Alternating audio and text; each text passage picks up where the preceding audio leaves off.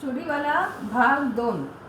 आता अब्दुल तपोवनात जाऊन तो बायकांना बांगड्या भरू लागला. ह्याच्यात 2-3 तास जाऊ लागले आणि त्यामुळे तपोवनातील तो दिवस आनंदाचा आणि चैतन्याचा दिवस असायचा. कारण सगळ्यांच्या चेहऱ्यावर, म्हणजे तपोवनातील स्त्रिया, मुली, त्या सगळ्यांच्या चेहऱ्यावर आनंद असायचा, हो की नाही.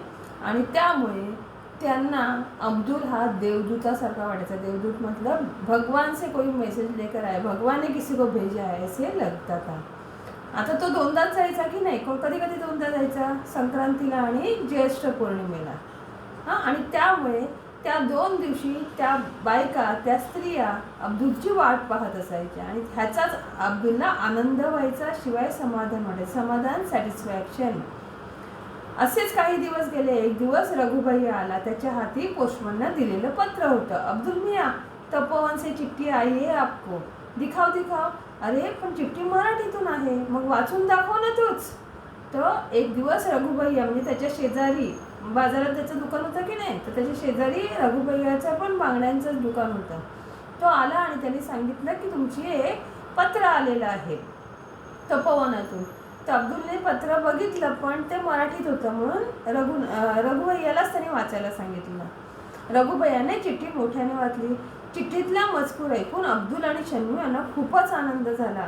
तपोवनात होणाऱ्या संमेलनाच्या प्रसंगी अब्दुलचा खास सत्कार होणार होता आणि त्यासाठी पत्र पाठवून दाजीसाहेबांनी त्याला निमंत्रण दिले होते. 2 दिवसांनी सत्कार समारंभ होता. कधीही लावणार नाही असे सत्काराचे भाग्य त्याच्या वाट्याला आलेले होते. पत्र वाचल्यापासून तो आनंदात होता. पुन्हा पुन्हा तो स्वतःला विचारत होता, सत्कार करण्याएवढे मी काय केले आहे तपोवनासाठी. रघुभैयाने चिठ्ठी वाचून दाखवली आणि त्या चिठ्ठीच्या चिठ्ठी ऐकल्यावर अब्दुल आणि त्याची बायको शन्नू दोघांनाही आनंद झाला. तर चिठ्ठीत काय होतं, तर तपोवन में एक प्रोग्राम होने जा रहा था और उसमें अब्दुल का सत्कार होने वाला था और उसके लिए दाजी साहब जिन्होंने तपोवन का निर्माण किया, तो उन्होंने ही उनको इन्विटेशन भेजा था इसीलिए. और ये सत्कार समारंभ 2 दिन के बाद ही होने वाला था. तो अब्दुल खुद ही को क्वेश्चन पूछ रहा है कि ऐसा मैंने क्या किया कि मेरा सत्कार होने जा रहा है. अब्दुल तपोवनात आला तेव्हा कार्यक्रम सुरू झाला होता. स्टेजच्या समोर बाजूला मांडलेल्या खुर्च्यांवर काही निमंत्रित पाहुणे मंडळी बसली होती. अब्दुलला त्यांच्याबरोबर बसायला संकोच वाटला. तो तसाच उभा राहिला. तेवढ्यात खुद्द दाजी साहेबांनीच त्याला बोलावून जवळच्या खुर्चीवर बसायला लावले. सत्कार समारंभाच्या कार्यक्रमाला सुरुवात झाली. सुरुवातीचे अध्यक्षांचे स्वागत वगैरे औपचारिक झाल्यावर दाजीसाहेबांनी बोलायला सुरुवात केली. अब्दुल बघतच राहिला. तो अब्दुल तभी 2 दिन के बाद जो कार्यक्रम है उसके लिए अब्दुल तो आ गया. स्टेज के सामने बहुत सारे गेस्ट के लिए कुर्सियाँ रखी थी. वहाँ पे जो गेस्ट थे वो बैठे हुए थे, मगर उतने बड़े बड़े लोगों के साथ अब्दुल को बैठने के लिए थोड़ा संकोच म्हणजे लाज, शर्म लगने लगी. तो वो वही खड़ा था, मगर तभी खुद दाजी साहब वहाँ पधारे और उन्होंने उनको कुर्सी पर बिठाई दिया. अभी सत्कार समारंभ चालू हो गया. बाकी जो गेस्ट थे उन्होंने उनका स्पीच हो गया. उसके बाद खुद दाजी साहब बोलने के लिए खड़े थे. अभी अब्दुल उनको देखते ही रह गया. क्यों देखते रह गया, तो 84 वर्षाचा उद्धाचा ताठपणा, उंच सडसडीत देहयष्टी, तेजपुंज चेहरा, गौर वर्ण, पांढरे स्वच्छ धोतर, त्यावर बंद गळ्याचा कोट आणि डोक्याला केशरी फेटा, या वयातही आवाजातला खणखणीतपणा आणि बोलण्यातली ऐट, यामुळे अब्दुल भारावून बघत राहिला. तो दाजी साहब जब भी खड़े थे तो उनका पर्सनालिटी उसने देखा. करीबन 84 ईयर्स के वो थे. तो भी वो एकदम उंच मतलब हाइट से अच्छे, सरसड़ी, देह यष्टि, उनका शरीर भी थोड़ा थीन था, हाइट था, तेजपुंज चेहरा, चेहरे पर एक तेज था, गोरा रंग था, वर्ण मतलब रंग, गोरा रंग था. उन्होंने वाइट कलर का धोती पहना हुआ था और ऊपर बंद गले का एक कोट डाला था और इस पे सिर पर उन्होंने ऑरेंज कलर का साफा रखा था.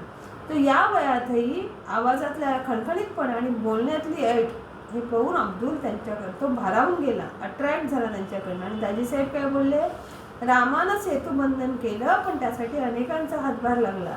अगदी लहानशी कारपट्टीनं सुद्धा आपल्या शक्तीप्रमाणे सेतुबंधनाला मदत केली.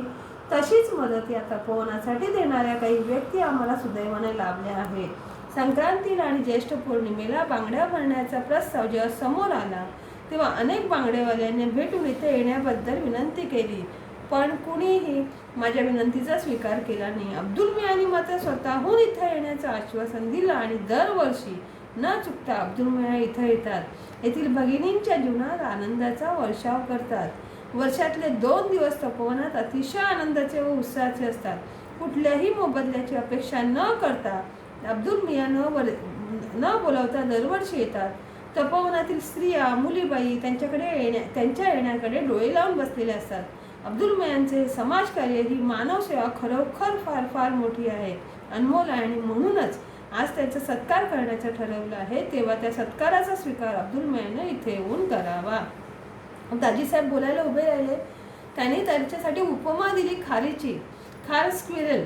तो जब भी राम ने ब्रिज बनना चालू किया था, उनको लंका जाना था कि नहीं, सीता को छुड़ाने के लिए, तभी तो एक छोटी सी स्क्विरल ने भी अपनी तरफ से थोड़ी मदद की थी.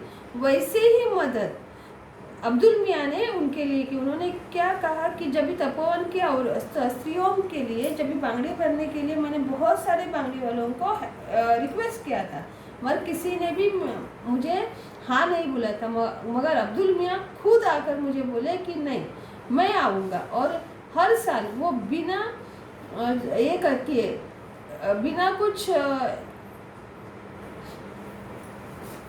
छुट्टी लिए हर साल में 2 बार वो तपोवन में आते ही है. और उसी वजह से हमारे यहाँ की जो स्त्रियाँ हैं, लड़कियाँ हैं, वो बहुत खुश हो जाती है और वो 2 दिन अब्दुल मियाँ की राह देखती है. तो ये अब्दुल मियाँ का समाज कार्य हुआ, मानव सेवा हुई, और वो सच में इतना अनमोल है. इसीलिए उन्होंने हम जो सत्कार करे वो अब्दुल मियाँ ने इधर आकर उसका ये करना चाहिए. अब्दुल स्टेजवर चढला. दाजीसाहेबांनी फुलांचा गुच्छ आणि तपोवनातील लोकांनी तयार केलेली सुंदर फुलदाणी त्याला दिली.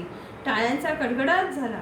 अब्दुल अतिशय भारावून गेला आणि त्याने चटकन दाजीसाहेबांच्या पायांना स्पर्श केला.